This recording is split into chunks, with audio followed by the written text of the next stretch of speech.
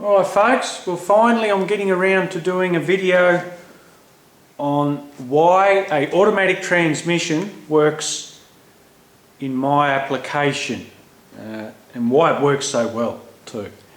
When I started club racing, I wasn't too sure about the automatic transmission. The more I drove it, the more club days I did, the more I became familiar with the automatic box and actually how good it works. I tend to think out of the box a lot. I'm not really a mainstream club circuit racer. I'm not a traditionalist with an NA engine, you know, that's putting out a bit of horsepower, manual transmission and all the rest of it. I tend to, and I really only sort of went into this club day racing thinking that I was going to put a manual in. And it turns out that by keeping the auto in, it's been the best thing ever. A lot of the reasons and a lot of success comes down to the converter itself. The reason why it has been reliable and hasn't given me any issues, it's only a 2,500 stall converter. You would have issues with, I feel, anything, once you get up to around 3,000 stall, it all changes. I don't think you could keep the gearbox temperatures under control. You could, but it would be, you'd have to run some huge transmission coolers, and I personally feel that heat would creep in. Now 2.5 is really not much stall. But what it enables me to do is to run the auto box and run it successfully. I think the real benefit for me with an auto box is the fact that I can control power very easily, and the transition up through the gears, it's always on boost.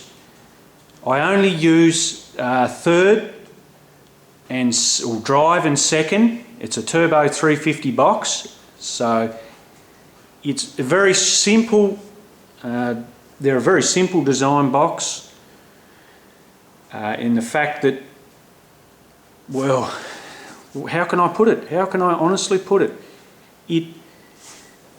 When it comes on boost from low in the gears, you can just keep the power to the ground, and in that sense it's been very safe car to drive and extremely predictable. It's very easy on the drivetrain and extremely fast. The disadvantage a little bit would be engine braking. I don't have a great, I do but I don't. I don't have enough gears to sort of downshift and gather a little bit of engine braking, which a manual can offer. But on the other hand, I think the pros outweigh the cons, to be honest. Whereas you can get on the power, flick up through the gears and keep the power to the ground, stay in boost, and that means you're motivating, you're hammering, and a thing just pulls like it's just incredible to drive. And that's why I'm falling in love with the auto. I wouldn't, as for now, I can't ever see myself going to a manual, and even trying to drive something like this with a manual it'd be very hard, because once the boost ramps up, it's a fine line. You've either braking traction, getting out of boost and then getting back on it, it'd be a real handful. And I don't know, to be honest, if I could handle something of that calibre with a manual gearbox, let alone reliability issues.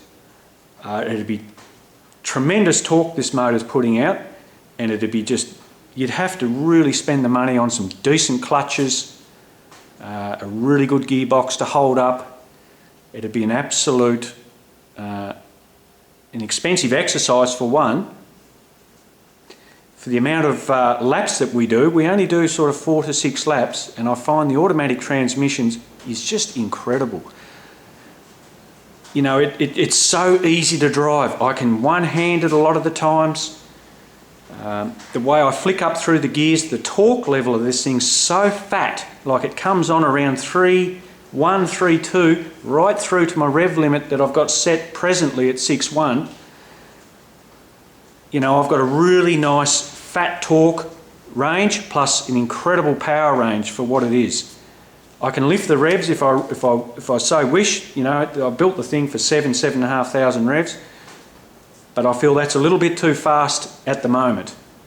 The boost level, I'm only entry level boost level with it, and it's just fantastic.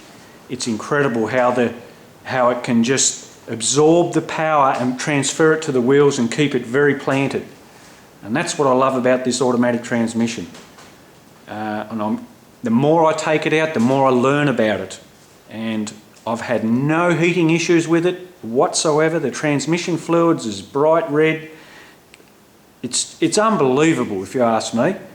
It really is. And that's the reason why I was so keen to put a video up to share with you. That, you know, I'm not drag racing this. It's not a quarter mile straight run car. This thing has to do everything. It has to stop. It has to corner. It has to deliver the power when I need it up through the gears, and the transmission offers that. It really does. It's an amazing piece of an amazing addition to this car. It really is. To think I was going to pull it out when I first started, and now that I'm absolutely in love with it, I'd never change for the world, yeah, look, and it's proved itself, and it's just incredible. So once again, I like to think out of the square. I like to try things different, and if it works, stick with it. So look, if you've got any question, guys, that you want to throw at me, feel free to. I'm more than happy to answer it to my best ability. Like I said, I'm always learning. If there's anything you feel that you can throw and add to that, look, so be it. I am a humble guy, just having a go in life, and I'm very passionate about what I'm doing.